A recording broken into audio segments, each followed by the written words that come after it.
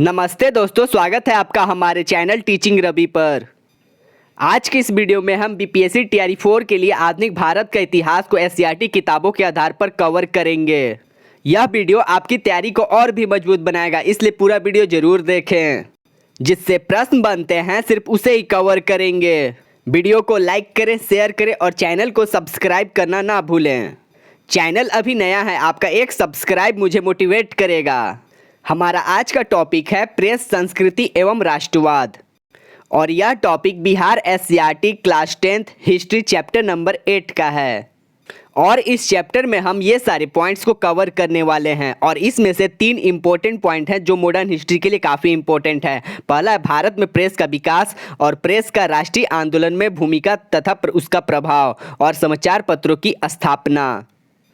यह chapter BPSC शिक्षक भर्ती परीक्षा के लिए बेहद महत्वपूर्ण है क्योंकि इसमें आधुनिक भारत से जुड़े प्रश्न भी आते हैं। वीडियो को पूरा जरूर देखें, नहीं तो आप ये सारे प्रश्न मिस कर देंगे जो एससीईआरटी का है। तो चलिए बिना समय गवाए शुरू करते हैं। और इस चैप्टर को देखने के बाद दोबारा आपको यह चैप्टर पढ़ने की बिल्कुल भी ज़रूरत नहीं पड़ेगी। सिर्फ आपका काम यही है कि जो जो पॉइंट इसमें हाईलाइट किया गया है वीडियो में उसे अपने कॉपी में लिखना और 2 बार 3 बार उसे रिवीजन करना। इस चैप्टर में हम सिर्फ उसी पॉइंट को कवर कर रहे हैं जो एग्जाम के लिए काफ़ी इम्पोर्टेंट है और इसके बाद आपको यह चैप्टर दोबारा कभी पढ़ने की ज़रूरत ही नहीं पड़ेगी। आप देख सकते हैं कितना इम्पोर्टेंट यह चैप्टर है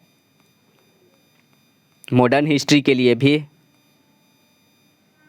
अब चलते हैं अपने चैप्टर की ओर।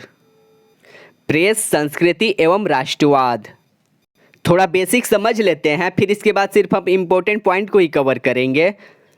तो आधुनिक विश्व की कल्पना प्रेस के बिना नहीं किया जा सकता और प्रेस हमारे जीवन को किसी न किसी रूप में प्रभावित करता रहता है और आवश्यकता ही आविष्कार की जननी है।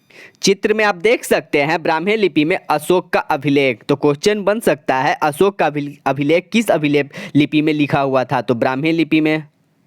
और ये वाला क्वेश्चन सीटेट के एग्जाम में भी पूछा गया है, अशोक का अभिलेख किस लिपि में लिखा हुआ था? तो इसका आंसर हो जाएगा ब्राह्मी लिपि में।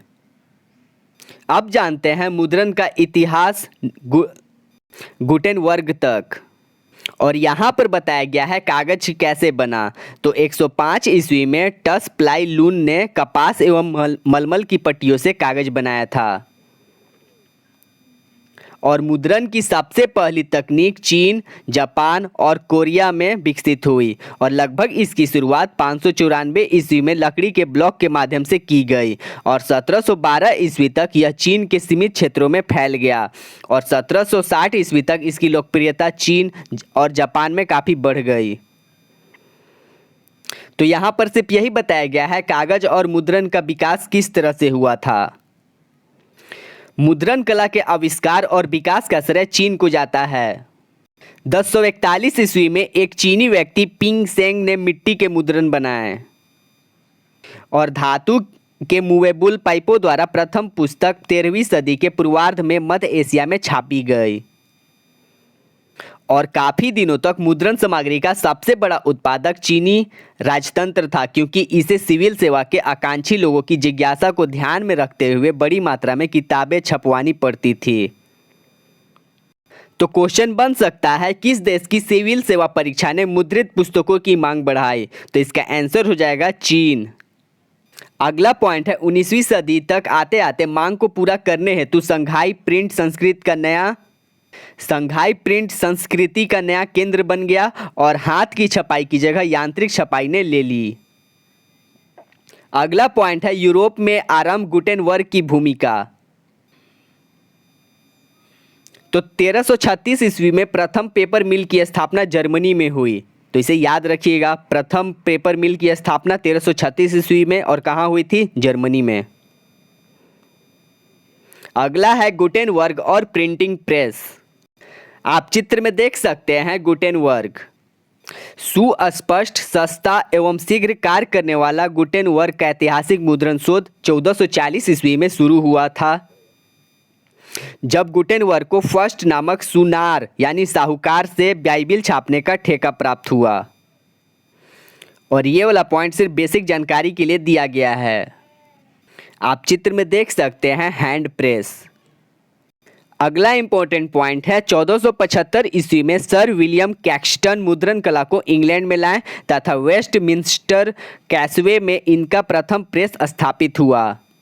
तो याद रखिएगा 1475 ईस्वी में सर विलियम कैक्सटन मुद्रण कला को इंग्लैंड में लाए थे और वेस्टमिंस्टर कैसवे में इनका प्रथम प्रेस स्थापित हुआ और पुर्तगाल में इसकी शुरुआत 1544 ईस्वी में हुई और तत्पश्चात यह आधुनिक रूप में विश्व के अन्य देशों में पहुंच गया। अगला है मुद्रण क्रांति का बहुआयामी प्रभाव। धर्म सुधारक मार्टिन लूथर ने रोमन कैथोलिक चर्च की कुरीतियों की आलोचना करते हुए अपनी 95 स्थापनाएं लिखी और उनका कहना था कि मुद्रण ईश्वर की दी हुई महत्तम देन है और सबसे बड़ा तोहफा। तो यह कथन के तौर पर आ सकता है कि यह कथन किसके द्वारा कहा गया था, तो लूथर के द्वारा कहा गया था। अगला है तकनीकी विकास। आप चित्र में देख सकते हैं प्रिंटिंग प्रेस और यहाँ पर जो मार्क किया गया है ये भी बेसिक जानकारी के लिए दिया गया है और यहाँ से जो जो पॉइंट हाईलाइट किया गया है वीडियो में वो काफ़ी इम्पोर्टेंट है एग्ज़ाम के लिए। तो भारत में प्रेस का विकास। तो भारत में छापाखाना के विकास के पहले हाथ से लिखे हुए पांडुलिपियों को तैयार करने की पुरानी एवं समृद्ध परंपरा थी। तो आप चित्र में देख सकते हैं पांडुलिपि।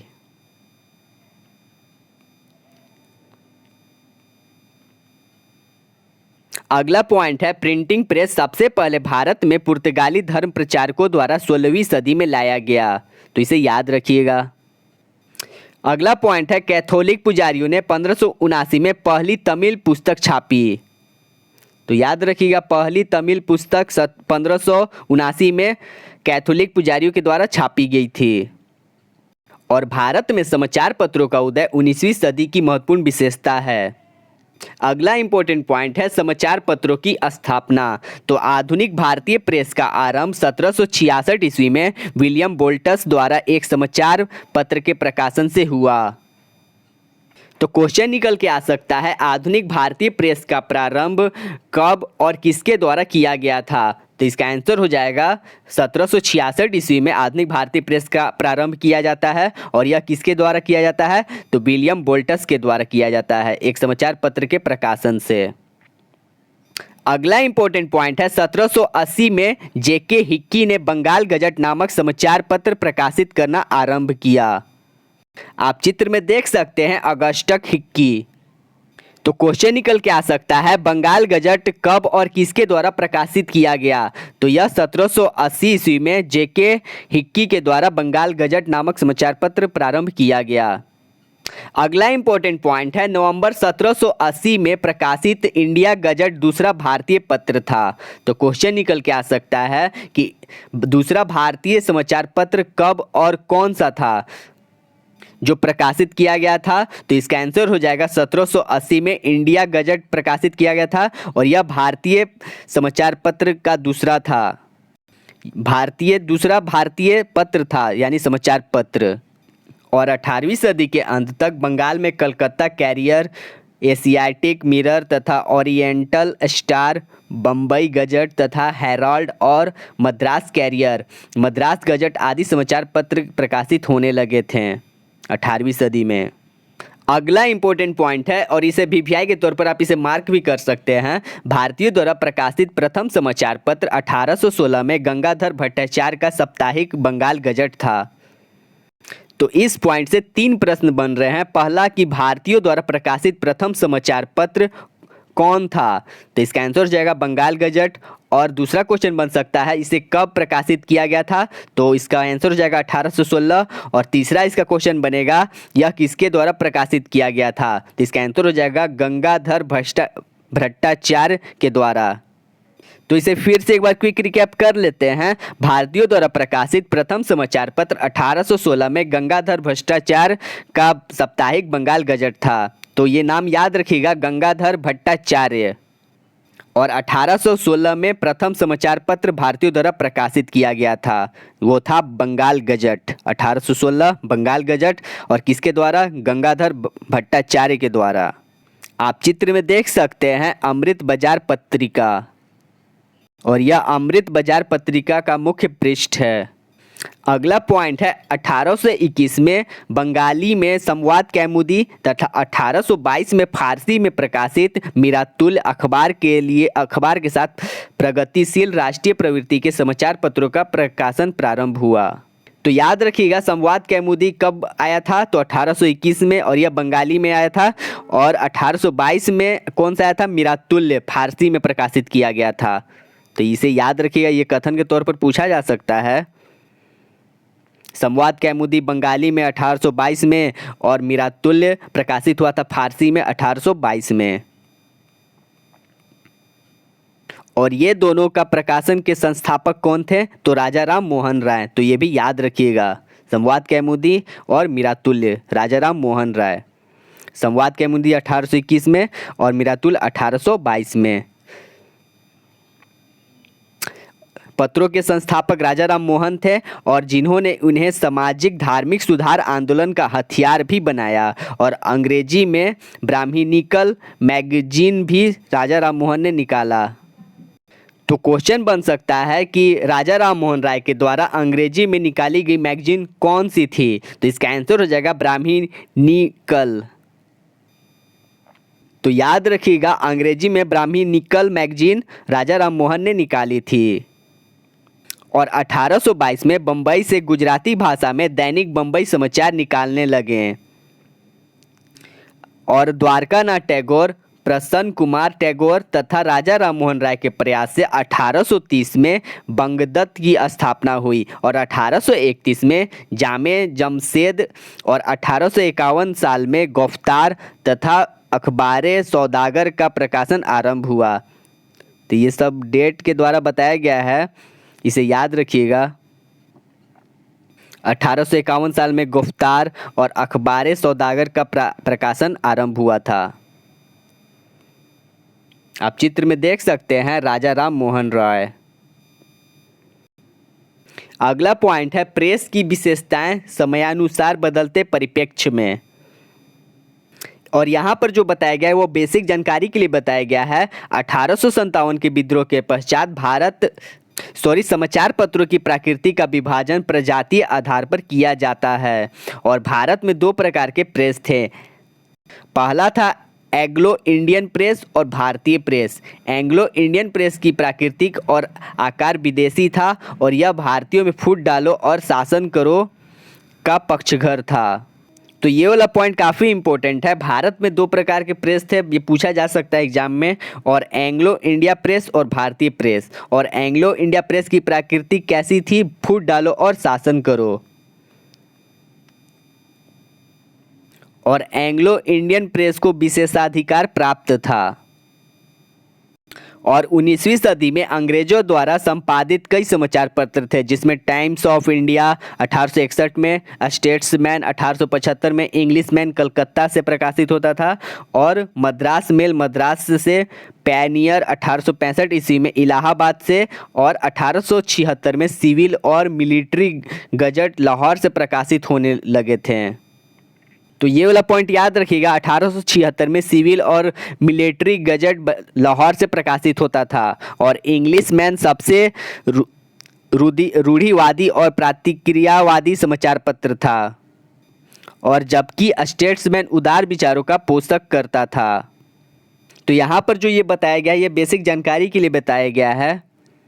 और पायनियर सरकार का समर्थक और भारतीयों का आलोचक था। अगला है भारतीयों द्वारा प्रकाशित एवं संपादित पत्र। तो यहाँ से भी काफ़ी इंपॉर्टेंट क्वेश्चन बन रहे हैं, तो इसे याद रखिएगा। तो पहला इंपॉर्टेंट पॉइंट बन रहा, 1858 में ईश्वरचंद विद्यासागर ने सोम प्रकाश का प्रकाशन साप्ताहिक के रूप में बंगाली में प्रारंभ किया। तो क्वेश्चन बन सकता है सोम प्रकाश का प्रकाशन किसके द्वारा किया जाता था बंगाली में, तो इसका आंसर हो जाएगा ईश्वरचंद विद्यासागर। और कब किया गया था, 1858 में।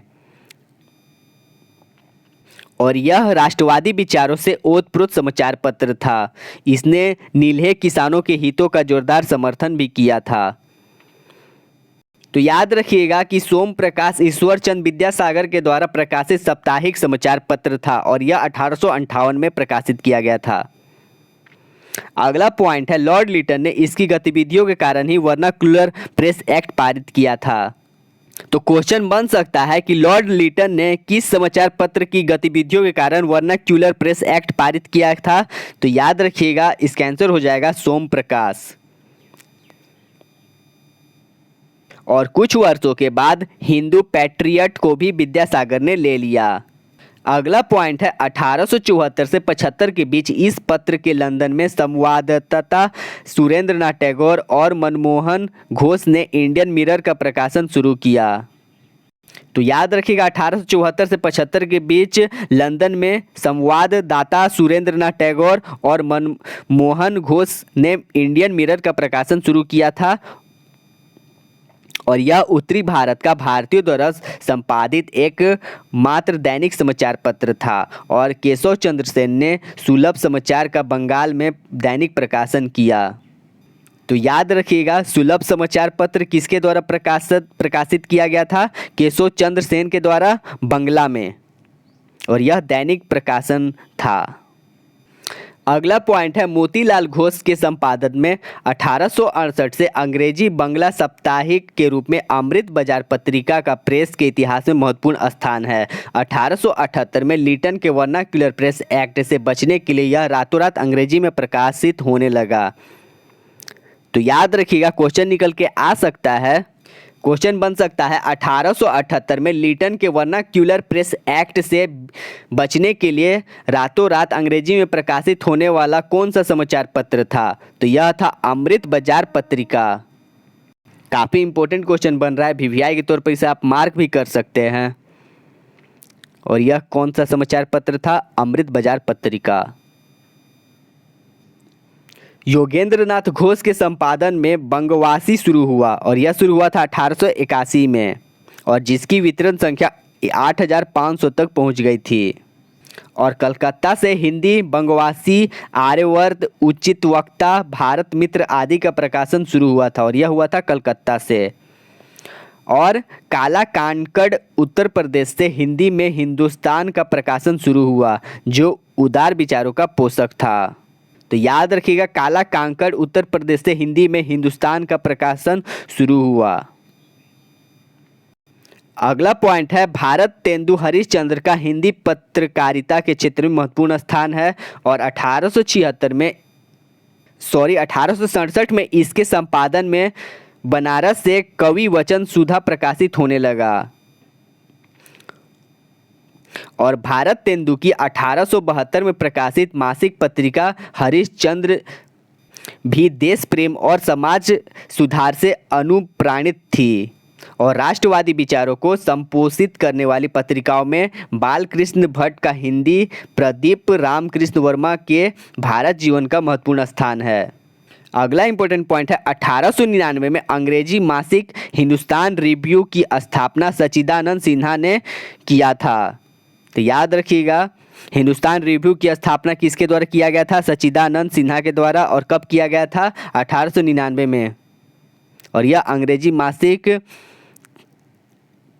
पत्रिका थी। अगला इंपॉर्टेंट पॉइंट है बाल गंगाधर तिलक के संपादन में 1881 में बम्बई से अंग्रेजी भाषा में मराठा और मराठी में केसरी का शुरुआत किया गया और दोनों पत्र उग्र राष्ट्रवादी विचारों से प्रभावित थे। और 1862 में एमजी रनाडे ने हिंदू प्रकाशन तथा फिरोज शाह मेहता ने 1913 में बॉम्बे कॉनिकल का प्रकाशन प्रारंभ किया। अगला इंपॉर्टेंट पॉइंट है बंगाल में उग्र राष्ट्रवाद को फैलाने का काम अरविंद घोष और वारिंद घोष ने जुगांतर तथा वंदे मातरम के माध्यम से किया। तो इसे याद रखिएगा। तो क्वेश्चन निकल के आ सकता है बंगाल में उग्र राष्ट्रवाद को फैलाने का काम किसके द्वारा और किसके माध्यम से किया गया था? तो यह किया गया था अरविंद घोष और वारिंद घोष के द्वारा और जुगांतर तथा वंदे मातरम के माध्यम से किया गया था। अगला पॉइंट है मद्रास से 1878 में साप्ताहिक के रूप में प्रकाशित होने वाला हिंदू 1881 में दैनिक के रूप में परिवर्तित हो गया। तो ये सिर्फ बेसिक जानकारी के लिए है, उतना कुछ खास इंपॉर्टेंट पॉइंट नहीं है ये। और समाचार पत्रों को राष्ट्रीय आंदोलन के प्रचार के हथियार के रूप में डॉक्टर एनी बेसेंट ने भी इस्तेमाल किया। उन्होंने मद्रास स्टैंडर्ड्स को अपने संचालन में लेकर न्यू इंडिया का नाम देकर होम रूल का नारा जन जन तक पहुंचाया था। अगला पॉइंट है, महात्मा गांधी न केवल कुशल राजनीतिज्ञ थे बल्कि महान पत्रकार भी थे और गांधी जी ने यंग इंडिया तथा हरिजन के माध्यम से अपने विचारों एवं राष्ट्रवादी आंदोलन का प्रचार किया। तो यंग इंडिया और हरिजन किसके द्वारा लिखा गया था, किसके द्वारा पत्रकार किया गया था? तो महात्मा गांधी के द्वारा शुरू किया गया था। अगला इंपॉर्टेंट पॉइंट है, मोतीलाल नेहरू ने इंडिपेंडेंस, शिव प्रसाद गुप्त ने हिंदी दैनिक आज और के.एम. पनिकर ने हिंदुस्तान टाइम का संपादन शुरू किया। तो ये वाला पॉइंट मिलान के तौर पर जो क्वेश्चन बनते हैं वैसे दिया जा सकता है और इसको मिलान करना पड़ सकता है, तो ऐसा भी क्वेश्चन आ सकता है, तो इसे याद रखिएगा। मोतीलाल नेहरू ने इंडिपेंडेंस और शिव प्रसाद गुप्त ने हिंदी दैनिक आज और के.एम. पनिकर ने हिंदुस्तान टाइम का संपादन प्रारंभ किया और बाद में हिंदुस्तान टाइम का संपादन कार्य मदन लाल मोहन के हाथ में आया और अंततः 1927 में इस पत्र को जी.डी. बिरला के अपने हाथों में ले लिया। तो आप देख सकते हैं, आप चित्र में देख सकते हैं तत्कालीन समाचार पत्र में गांधी जी और अंग्रेजी साप्ताहिक न्यू स्पार्क कांग्रेस सोशलिस्ट क्रमशः मार्क्सवादी एवं समाजवादी विचारों के पोषक थे। अगला पॉइंट है, एम.एन. रॉय ने अंग्रेजी साप्ताहिक इंडिपेंडेंट 1930 में एस. सदानंद के संपादक में दी फ्री प्रेस जर्नल को शुरू किया और मद्रास में स्वराज तथा गुजराती में नवजीवन का प्रकाशन भी शुरू हुआ। तो याद रखिएगा, मद्रास में स्वराज और गुजराती में नवजीवन का प्रकाशन शुरू हुआ था।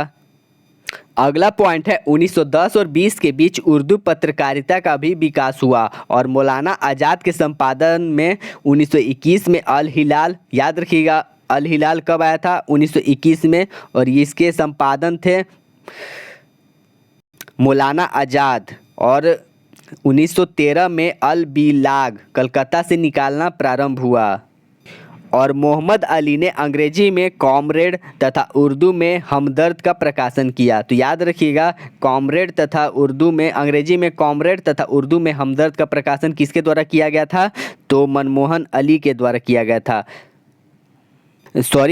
मोहम्मद अली के द्वारा किया गया था। और 1910 में गणेश शंकर विद्यार्थी के संपादन में प्रताप का प्रकाशन कानपुर से प्रारंभ हुआ और यह उग्र राष्ट्रवाद तथा किसान मजदूर का जबरदस्त समर्थक था। और 1913 में गद्दर का प्रकाशन हरदयाल के द्वारा सैन फ्रांसिस्को से हुआ। तो ये भी पॉइंट काफ़ी इंपॉर्टेंट है, याद रखिएगा।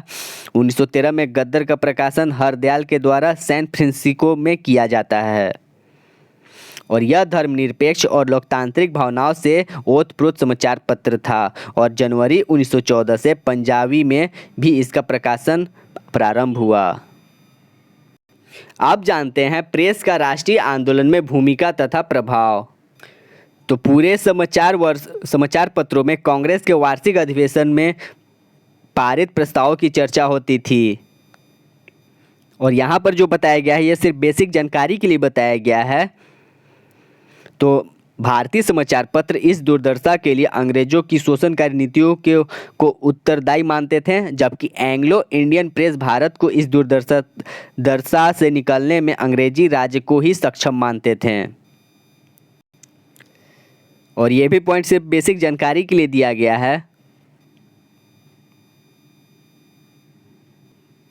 लिटन द्वारा वर्नाक्यूलर प्रेस एक्ट के माध्यम से समाचार पत्रों पर प्रतिबंध ने भी राष्ट्रीय आंदोलन एवं जनमानस को उद्वेलित किया और लॉर्ड कर्जन द्वारा बंगाल के विभाजन ने तो भारतीय प्रेस एवं राष्ट्रीय आंदोलन दोनों को नया जीवन प्रदान किया। और कांग्रेस में वैचारिक मतभेद के फलस्वरूप सूरत फूट 1907 के पश्चात नरम दल के नेताओं ने अपने विचारों को जनता तक पहुंचाने के लिए प्रेस का सहारा लिया और दूसरी तरफ बाल लाल पाल के नेतृत्व में अतिवादी राष्ट्रवाद के विचारों को भी फैलाने का कार्य प्रेस ने किया। अगला पॉइंट है प्रेस के विरुद्ध प्रतिबंध। तो समाचार पत्रों को नियंत्रित करने के लिए कई अधिनियम बनाए गए और ये सारे अधिनियम बताए गए हैं यहाँ पर। तो पहला है समाचार पत्रों का पत्रक्षेपण अधिनियम। तो लॉर्ड वेलेस्ली ने फ्रांस के आक्रमण के कारण भय से समाचार पत्रों पर सेंसर बैठा दिया और इस अधिनियम के अनुसार समाचार पत्रों को संपादक, मुद्रक एवं स्वामी का नाम स्पष्ट रूप से छापना पड़ता था। तो क्वेश्चन निकल के आ सकता है, किस अधिनियम के अनुसार समाचार पत्रों को संपादक, मुद्रक एवं स्वामी का नाम स्पष्ट रूप से छापना पड़ता था? तो यह अधिनियम बताया गया था समाचार पत्रों का पत्रक्षेपण अधिनियम के द्वारा। और यह क्यों किया गया था? लॉर्ड वेलेस्ली ने फ्रांस के आक्रमण के भय से किया था, समाचार पत्रों पर सेंसर बैठा दिया था। और 1807 में इस अधिनियम को पत्रिकाओं, कॉम्पलेट तथा पुस्तकों पर भी लागू कर दिया गया और हेस्टिंग के समय कुछ ढील दी गई और 1818 तक पूर्ण पत्रक्षेपण बंद कर दिया गया। अगला पॉइंट है द लाइसेंसिंग रेगुलेशन ऑफ 1823। तो 1883 का अनुज्ञप्ति नियम। तो 1823 में जॉन एडम्स गवर्नर बनते ही अपने प्रतीकावादी विचारों को इस अधिनियम में व्यक्त किया और उनके अनुसार मुद्रणालय स्थापित करने के लिए अनुज्ञप्ति लेनी आवश्यकता थी। तो ये वाला एक्ट कुछ खास नहीं है और बिना अनुज्ञप्ति 400 रुपये का दंड तथा कारावास की सजा का प्रावधान था। और इस नियम के आलोक में राजा राम मोहन राय के मीरात उल अखबार को बंद होना पड़ा तथा जे.एस. वर्मिंघम को इंग्लैंड में उद्वासित होना पड़ा। तो क्वेश्चन निकल के आ सकता है कि किस एक्ट के द्वारा राजा राम मोहन राय के मीरात उल अखबार को बंद करना पड़ा था? तो याद रखिएगा 1823 के अनुज्ञप्ति नियम के अनुसार द लाइसेंसिंग रेगुलेशन ऑफ 1823। अगला एक्ट है the liberation of Indian press, यानी भारतीय समाचार पत्रों की स्वतंत्रता।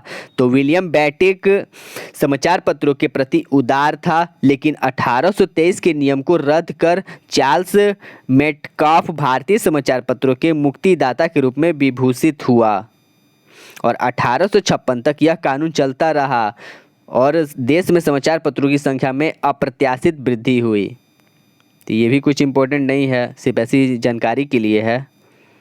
अगला है लाइसेंसिंग एक्ट ऑफ 1857। तो 1857 के अधिनियम के अनुसार, यानी 1857 के अधिनियम के अनुसार अनुज्ञप्ति को पुनः लागू कर दिया गया और यह सिर्फ 1 वर्ष के लिए संकटकालीन व्यवस्था के रूप में लागू किया गया था। अगला है एक्ट रजिस्ट्रेशन एक्ट ऑफ 1867, यानी पंजीकरण अधिनियम। इस अधिनियम के तहत मेटकाफ के अधिनियम को परिवर्तित किया गया, जिसका उद्देश्य मुद्रणालयों को नियमित करना था और बहावी आंदोलन के कारण राजद्रोह फैलाने वालों को अंशकालीन अथवा पूर्णकालीन सजा का भी प्रावधान किया गया। अगला है देसी भाषा समाचार पत्र अधिनियम वर्नाक्यूलर प्रेस एक्ट।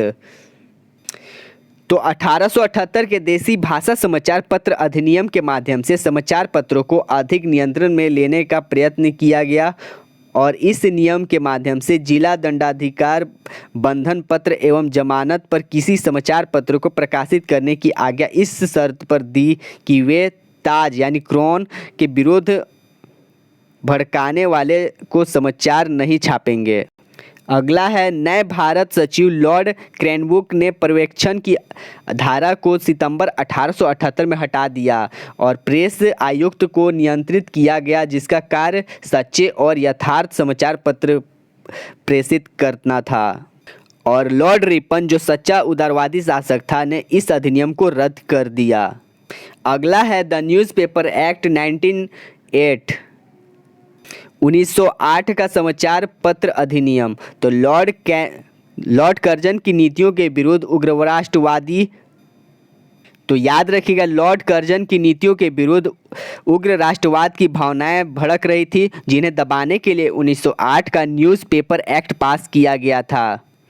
और स्थानीय सरकार पंजीकरण नियम 1867 के तहत किसी प्रकाशक की घोषणा को रद्द कर सकती थी। 1910 का भारतीय समाचार पत्र अधिनियम द इंडियन प्रेस एक्ट 1910।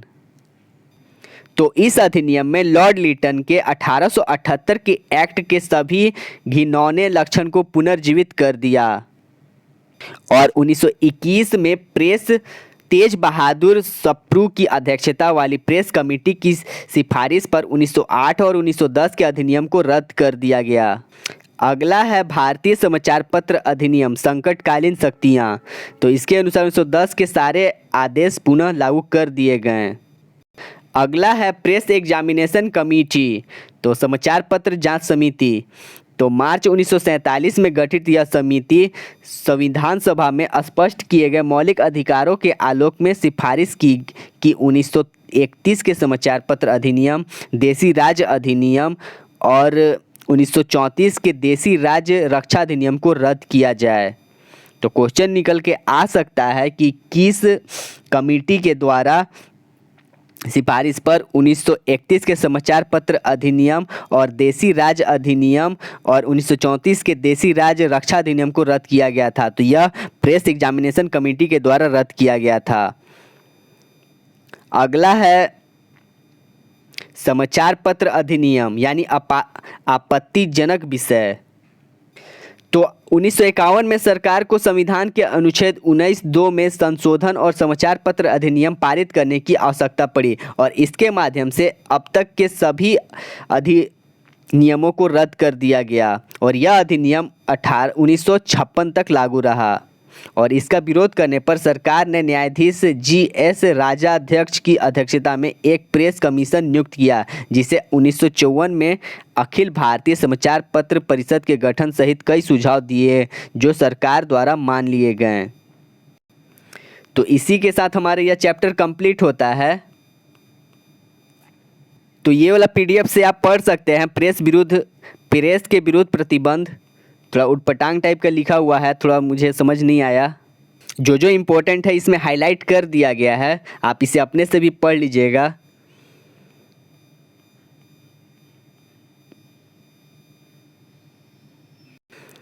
अब चलते हैं प्रश्नों की ओर।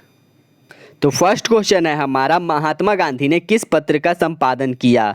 तो इसका आंसर हो जाएगा यंग इंडिया।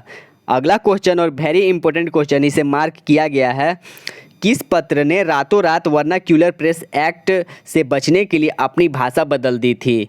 तो यह इसका आंसर हो जाएगा अमृत बाजार पत्रिका। अगला क्वेश्चन है, 13वीं सदी में किसने ब्लॉक प्रिंटिंग के नमूने यूरोप में पहुंचाए? तो मार्को पोलो के द्वारा पहुंचाया गया था। अगला क्वेश्चन है, गुटेनबर्ग का जन्म किस देश में हुआ था? तो इसका जन्म हुआ था जर्मनी में। नेक्स्ट क्वेश्चन है, गुटेनबर्ग ने सर्वप्रथम किस पुस्तक की छपाई की थी? तो इन्होंने बाइबिल की छपाई की थी। अगला है, इंग्लैंड में मुद्रण कला को पहुंचाने वाला कौन था? तो कैक्सटन था। सातवां हमारा क्वेश्चन है, किसने कहा मुद्रण ईश्वर की दी हुई महत्तम देन है, सबसे बड़ा तोहफा? तो यह कहा गया था मार्टिन लूथर के द्वारा। आठवां हमारा क्वेश्चन है, रूसो कहाँ का दार्शनिक था? तो यह फ्रांस के दार्शनिक थे। नवा क्वेश्चन है, विश्व में सर्वप्रथम मुद्रण की शुरुआत कहाँ हुई थी? चीन से। और आखिरी हमारा क्वेश्चन है, किस देश की सिविल सेवा परीक्षा ने मुद्रित पुस्तकों की मांग बढ़ाई थी? तो इसका आंसर हो जाएगा चीन। तो आशा करते हैं कि आपको यह क्लास पसंद आई हो और ये वाले एक्ट को आप अपने से भी पढ़ लीजिएगा। PDF आपको दे दिया जाएगा टेलीग्राम पे। ये सारे एक्ट जो दिए गए हैं, प्रेस एक्ट, प्रेस के विरुद्ध प्रतिबंध के बारे में जो बताया गया है, इसे आप अपने से पढ़ लीजिएगा। वो ज़्यादा अच्छा बेहतर आप इससे पढ़ के समझ सकते हैं। देखने के लिए धन्यवाद। आपका दिन शुभ हो। हम मिलेंगे अगले वीडियो में, तब तक के लिए नमस्ते।